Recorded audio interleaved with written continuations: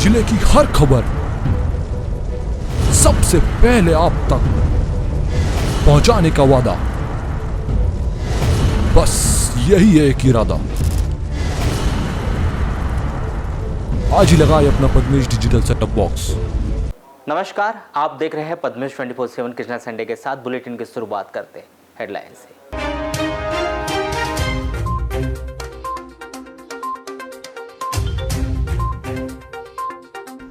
लालबर्रा बंद का दिखा व्यापक असर, पीड़ित व्यापारियों को मिला व्यापारियों का पूर्ण सहयोग। आपातकालीन सेवाओं के अतिरिक्त सभी प्रतिष्ठान रहे बंद।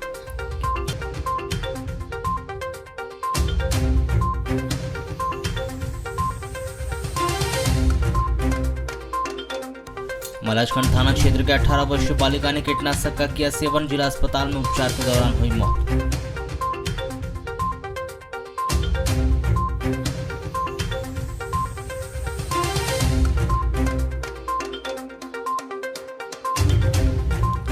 मोती गार्डन के सामने बन रही सीसी रोड, अधर में अटकी रोड को खोदकर गिरा दिया गया मटेरियल, लेकिन निर्माण कार्य हुआ बंद। विभाग नहीं ले रहा सुध, राहगीर हो रहे परेशान।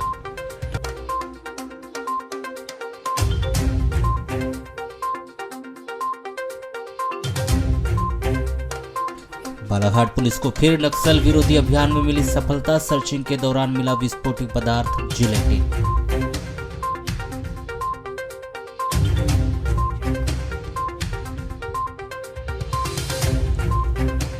वाराणसी में मुख्यमंत्री कृषक ब्याज माफी योजना के आयोजन के दौरान बोले आयोग अध्यक्ष, कहा मैं कमलनाथ को चुनौती नहीं मानता तो अनुभव मुंजारे पर मैं क्या बात करूं।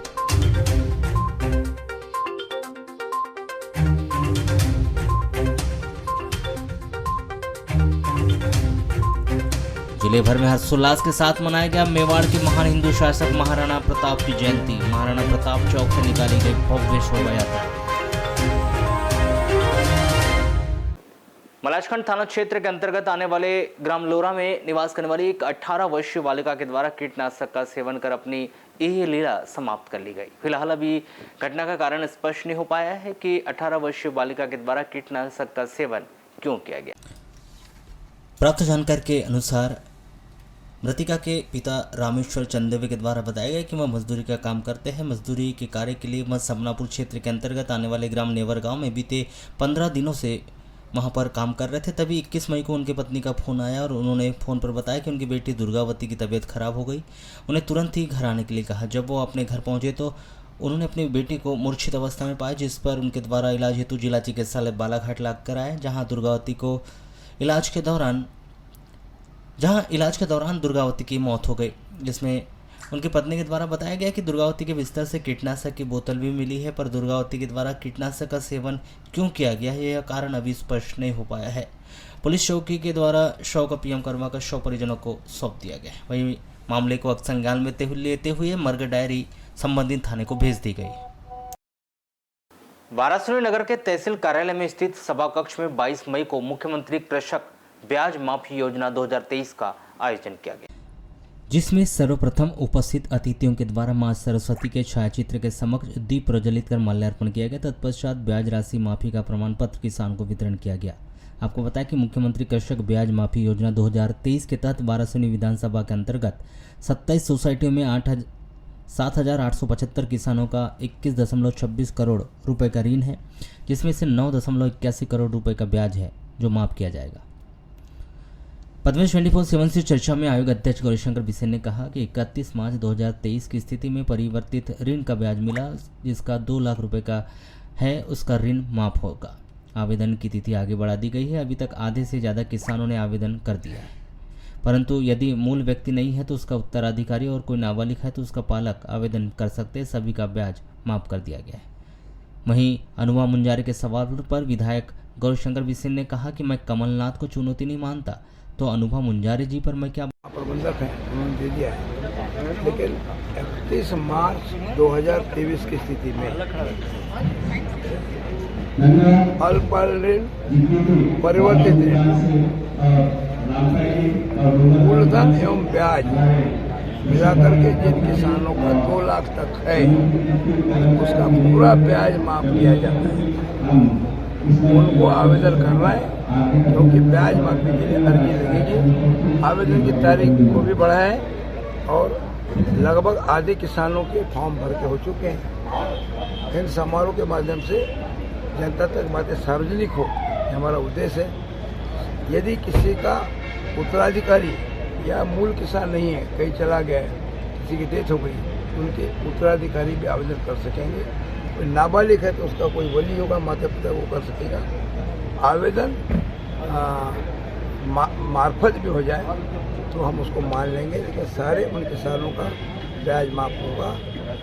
कर दिया गया है 2028 करोड़ लगभग इसके आंकड़े आ रहे हैं जो हमारे राज्य के किसानों के माफ होंगे।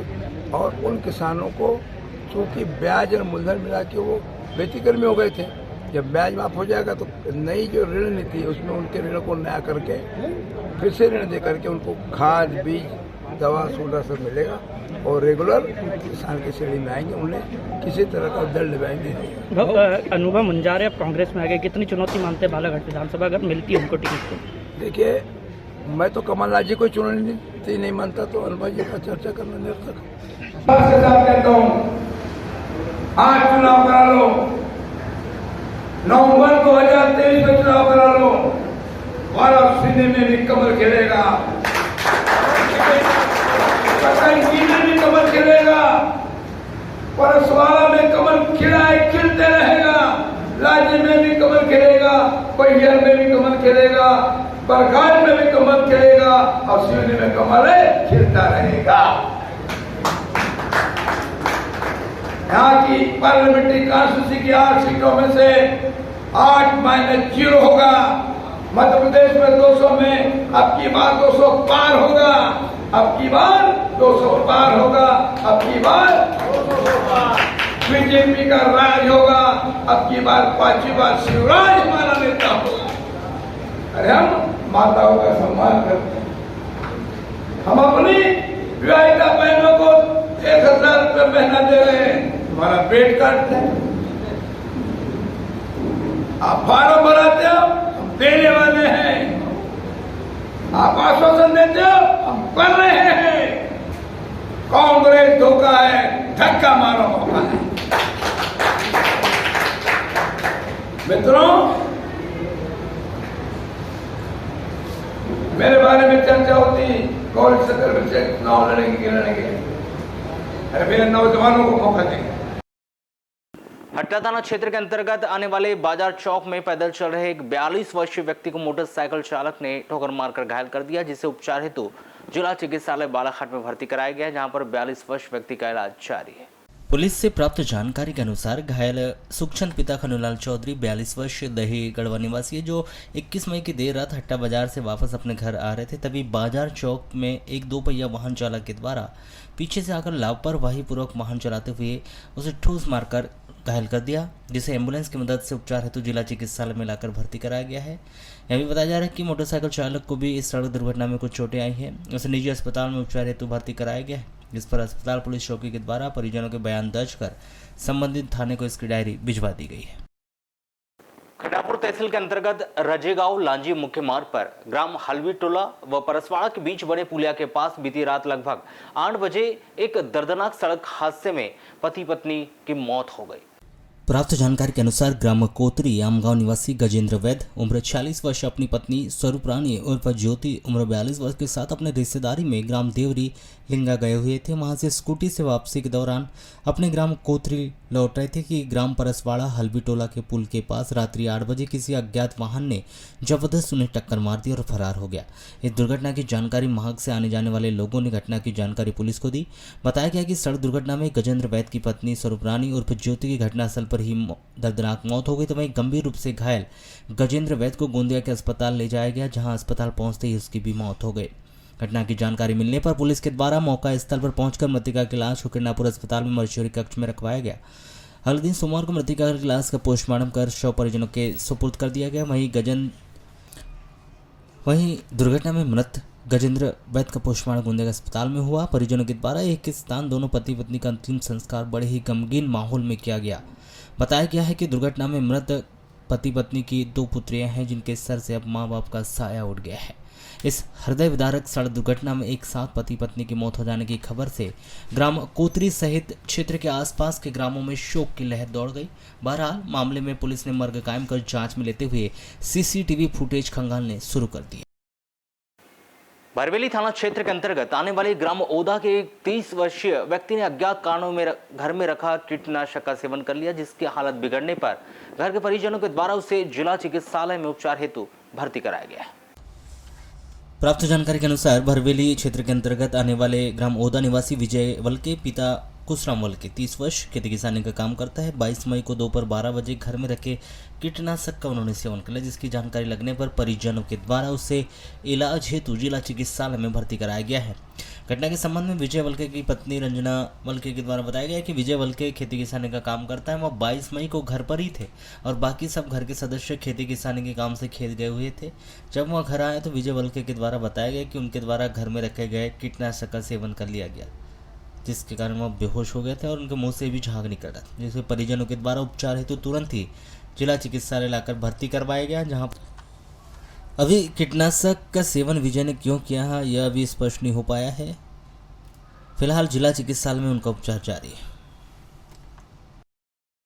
जिले में इन दिनों मौसमी बीमारी के चलते जिला चिकित्सालय के मेडिकल वार्ड इन दिनों फुल नजर आ रहे हैं, जिसका असर अचानक आए मौसम में परिवर्तन के कारण लोगों में सर्दी जुकाम के साथ साथ उल्टी दस्त के मरीजों की संख्या में अचानक जिला चिकित्सालय में बढ़ी हुई है।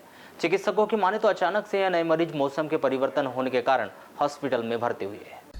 बीते दिनों से ही जिले में बेमौसम बारिश के बाद मौसम कुछ दिनों के लिए साफ तो हुआ था और गर्मी ने अपना खलल कुछ दिनों तक उत्पन्न जरूर किया था, किंतु उसके बाद फिर वही मौसम में अचानक से परिवर्तन देखने को मिला। जहां सुबह से ही तेज धूप देखने को मिलती थी तो वहीं अचानक 2-3 बजने के बाद आसमान में काले बादल छा जाते थे। कभी कभी तो शाम में बूंदाबांदी भी देखने को मिलती थी, जिसके कारण मौसम में काफ़ी शाम में उमस होती थी, जिसके प्रभाव से अचानक से ही जिले में मौसम परिवर्तन होने से मौसमी बीमारी भी बढ़ने लगी। जिससे जिला चिकित्सालय की बात करें तो जिला चिकित्सालय के मेडिकल वार्ड में दोनों कमरे अभी भी फुल हैं, जहां पर अधिकतर मौसम के कारण उत्पन्न हुई बीमारी जैसे सर्दी जुकाम बुखार या तो फ्लू जैसी समस्याएं से लोग ग्रसित हैं और जिला चिकित्सालय में भर्ती हो रहे हैं। वहीं चिकित्सकों की माने तो इसका प्रमुख कारण मौसम में आए बदलाव का ही बताया जा रहा है। वहीं बात करें भर्ती मरीजों की तो इसमें अत्यधिक छोटे बच्चे और बुजुर्ग गण शामिल हैं, जिन्हें जिला चिकित्सालय में भर्ती किया गया है। जबकि चिकित्सक बताते हैं कि यह तो वह मरीज हैं जिन्हें भर्ती करने की आवश्यकता पड़ी, किंतु जिले में ऐसे बहुत से मरीज हैं जिन्होंने मात्र चिकित्सकों द्वारा उपचार कर दवाइयां देकर घर पर आराम करने को कहा गया है। ऐसे मरीज जो बहुत ज्यादा पीड़ित हैं उन्हें ही जिला चिकित्सालय में भर्ती किया गया है एवं यह संख्या अभी 2-4 दिनों से एकदम से बढ़ी है, जिसमें मरीजों की स्थिति खराब होने पर जिला चिकित्सालय में भर्ती किया गया है, किंतु स्थिति अभी सामान्य नहीं बताई जा रही है। आगे भी यदि ऐसा ही मौसम रहा तो कहीं न कहीं इन मौसमी बीमारी में काफी लोग चपेट में आने की संभावना बताई जा रही है। अभी कुछ दिन पहले ही नगर के खेल मैदान मुन्ना स्टेडियम में लगाई गई शुल्क की लिस्ट पर आंशिक संशोधन किया गया, पर बिना शुल्क के बच्चों को प्रवेश नहीं दिया जाएगा। यह निर्णय सर्किट हाउस में आयोजित आज की बैठक में लिया गया। अभी कुछ दिन पहले ही मुन्ना स्टेडियम में खिलाड़ियों के खेल खेले जाने पर जिला खेल व युवा कल्याण कार्यालय से एक शुल्क की लिस्ट मुन्ना स्टेडियम के गेट पर लिखी गई थी, जिसके बाद खेल प्रेमी व खिलाड़ियों के अभिभावकों के द्वारा इसका विरोध भी दर्ज किया गया था। वह शुल्क माफ नहीं किए जाने पर बड़े आंदोलन करने की भी बात उनके द्वारा कही गई थी। यह विषय तेजी से आगे की तरह शहर में फैल गया था। जिस मुन्ना स्टेडियम को दानवीर मुन्ना ने दान किया था, उस स्टेडियम में अब खेलने का पैसा लिया जा रहा है। जिस विषय पर राजनेताओं के द्वारा भी अपनी प्रतिक्रिया देते हुए कहा गया था इस ग्राउंड में खेलने की किसी प्रकार की कोई शुल्क नहीं ली जाएगी और उस विषय पर मंथन कर बड़े नेताओं की सोशल मीडिया पर बयानबाजी भी दर्ज कराया गया। किंतु 22 मई को स्थानीय सर्किट हाउस में एक बैठक का आयोजन किया गया। इस बैठक में आयोग अध्यक्ष गौरीशंकर बिशन और जिले के सभी खेल प्रेमियों के साथ साथ खिलाड़ियों के अभिभावक और खेल अधिकारी भी इस बैठक में सम्मिलित हुए। काफ़ी विचार मंथन के बाद यह निष्कर्ष निकाला गया कि चाहे जो भी हो, खिलाड़ियों को खेलने का शुल्क तो देना पड़ेगा। चाहे इस रेट लिस्ट में आंशिक परिवर्तन भले ही करना पड़े, किंतु जो खेल समिति के द्वारा यह फरमान जारी किया गया है उस पर अब मोहर लग गई है और मोहर लगी ही रहेगी। चाहे शुल्क की दरों में कुछ कमी की जा सकती है, पर उसे हटाया नहीं जाएगा।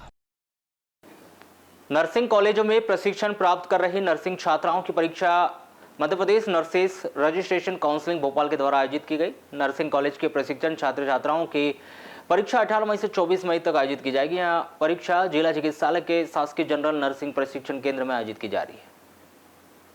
बालाघाट के लगभग 9 नर्सिंग कॉलेजों में प्रशिक्षण प्राप्त कर रही छात्र छात्राओं की परीक्षा आयोजित की गई है। यह परीक्षा जिला चिकित्सालय के प्रशिक्षण केंद्र में चल रही है, जिसमें छात्र छात्राओं के फर्स्ट ईयर व सेकेंड ईयर के छात्रों के द्वारा 18 मई से परीक्षा दी जा रही है। परीक्षा 18 मई से 24 मई तक आयोजित की जाएगी, जिसमें छात्र छात्राओं की परीक्षा का समय सुबह 9 बजे से प्रथम वर्ष के छात्र छात्राओं के द्वारा दोपहर 12 बजे तक यह परीक्षा दी जाएगी। वहीं सेकेंड ईयर के छात्र छात्राओं के द्वारा दोपहर 2 बजे से शाम 5 बजे तक यह परीक्षा दी जाएगी, जिसमें प्रथम वर्ष के लगभग 223 छात्र छात्राएं उपस्थित हैं। द्वितीय वर्ष के 225 छात्र छात्राएं इस परीक्षा में सम्मिलित हो रहे हैं। कॉलेज ऑफ नर्सिंग बालाघाट में वर्तमान में जो है प्राइवेट कॉलेज जितने भी हैं हमारे पास में 9 कॉलेज है। इसके बच्चे फर्स्ट ईयर और सेकेंड ईयर के एग्ज़ाम दे रहे हैं। फर्स्ट ईयर में हमारे पास में 223 बच्चे और सेकेंड ईयर में है हमारे पास में 225 बच्चे। सभी के बैठने की यहाँ पर बहुत अच्छी से व्यवस्था हो रही है और बच्चे अच्छे से एग्ज़ाम दे करके जा रहे हैं। एक विवाह ऐसा भी जहां शादी तो शासकीय योजना के अंतर्गत कर दी गई, मगर हितग्राहियों को 1 माह बीत जाने के बाद भी शासकीय योजना का लाभ नहीं मिला। हम बात कर रहे हैं मुख्यमंत्री कन्यादान योजना की, जहां पर पात्र हितग्राही अपने वैवाहिक प्रमाण पत्र व शासन से मिलने वाले चेक के लिए इंतजार कर रहे हैं। लगभग इस विवाह समारोह में वारासुनी जनपद पंचायत के करीब 296 जोड़े शामिल हुए थे। हितग्राहियों से कहा जा रहा है कि भले ही यह आयोजन जनपद पंचायत ने कराया, मगर प्रमाण पत्र नगर पालिका के द्वारा दिया जाएगा, जिससे वैवाहिक जोड़े पेशो पेश की स्थिति में है। वे लगातार यह प्रश्न उठा रहे हैं कि आयोजकर्ता जब जनपद पंचायत है तो नगर पालिका से प्रमाण पत्र क्यों प्राप्त किया जाए। हमें जनपद की ओर से ही वैवाहिक प्रमाण पत्र प्रदान किया जाए, साथ ही चेक का वितरण भी किया जाए, ताकि हम अपनी घर गृहस्थी का सामान खरीद सके।